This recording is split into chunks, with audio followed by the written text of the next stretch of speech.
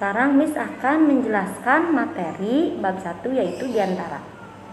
Materi yang Miss ambil adalah materi yang ada di buku paket Bahasa Sunda kelas 9.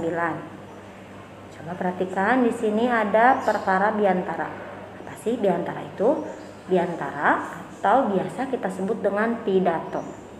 Pidato teh nyaeta dihareupeun balarea dina raraga nepikeun informasi atau hal-hal nu kaitung penting dipikanya hukum batur. Jadi menyampaikan sesuatu atau informasi yang penting yang wajib diketahui oleh orang lain dan menyampaikannya pun di hadapan banyak orang. Kemudian jalma anu ahli biantara disebut orator. Orang yang ahli berpidato itu disebutnya orator. Upamana wae Ir Soekarno jeung Otto Iskandar Dinata duanana oge kaasup orator nu kakoncara. Jadi maksudnya Insinyur Soekarno dan Otto Iskandar Dinata itu dua-duanya merupakan orator yang terkenal. Lagi aya sawatara teknik dina nepikeun biantara.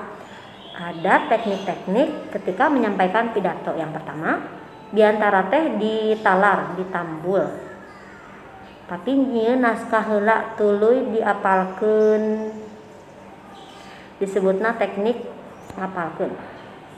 Yang pertama yaitu teknik biantara dihafal. Pertama kita membuat dulu naskahnya, kemudian kita menghafal naskah pidatonya. Jadi ketika kita menyampaikan pidato itu tidak melihat teks. Nah, biasanya teknik yang pertama itu dipakai oleh anak sekolah ketika sedang mengikuti lomba berpidato. Kemudian lihat ada yang kedua, biantara teh ukur nyiapkeun naskah gurat badaguna hungkul. Lantaran dadakan dititah biantara, disebutnya teknik impromptu. Jadi yang kedua itu tekniknya membuat naskah pidato hanya garis besarnya saja, kemudian sisanya merangkai kata-kata sendiri ketika berpidato. Kalau yang teknik kedua biasanya dipakai ketika disuruh berpidato dadakan, jadi hanya menyiapkan garis besarnya saja. Nah, teknik yang kedua itu disebut impromptu. Yang ketiga, biantara nu naskahna ditataharkeun tur dibaca. Jadi ada yang biantara atau pidato yang ketika berpidato naskahnya kita baca. Ilaharna biantara resmi biasanya untuk yang seperti teknik ketiga itu pidato yang resmi disebutnya teknik naskah.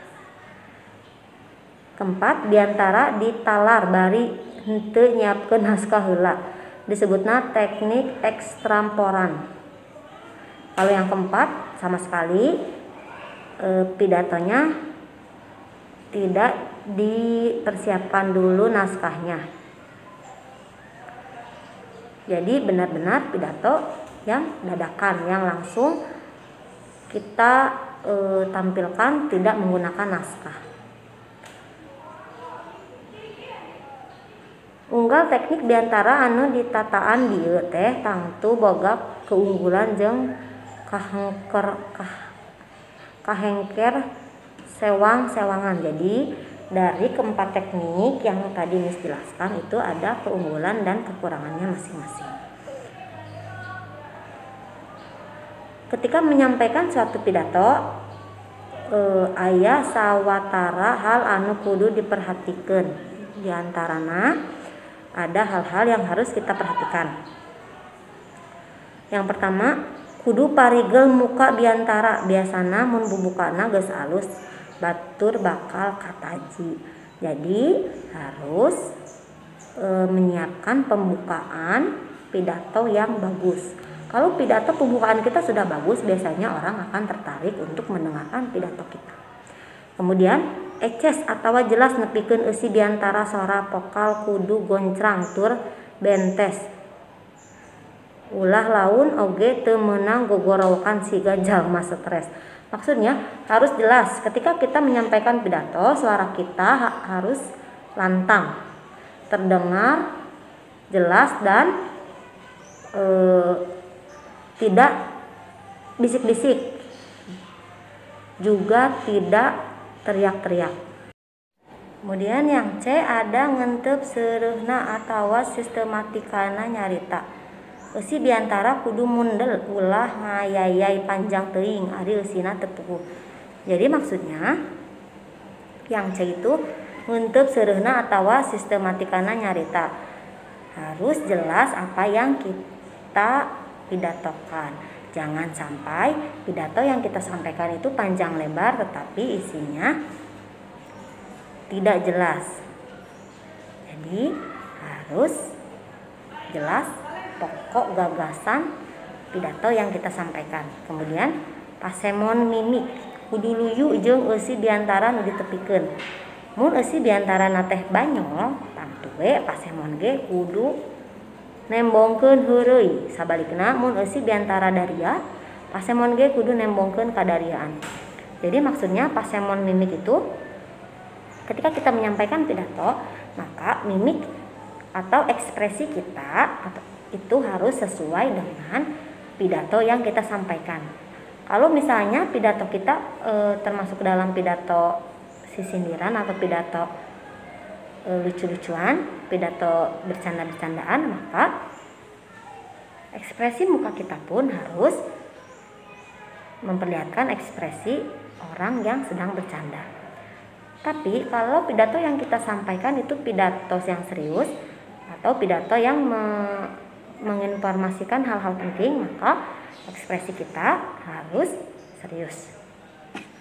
Perhatikan lagi yang terakhir, yang E, parigel nutup biantara. Biasana mun panutupna alus sok neundeun kesan kanu ngaragukeunana. Jadi maksudnya kita juga harus memperhatikan penutupan pidato yang kita sampaikan. Kalau penutupan pidato kita bagus, maka akan menimbulkan kesan di orang yang memperhatikan kita. Lanjut, lamun nilai karena adegan atau strukturna naskah diantara teh biasana ngawengku tilu bagian penting.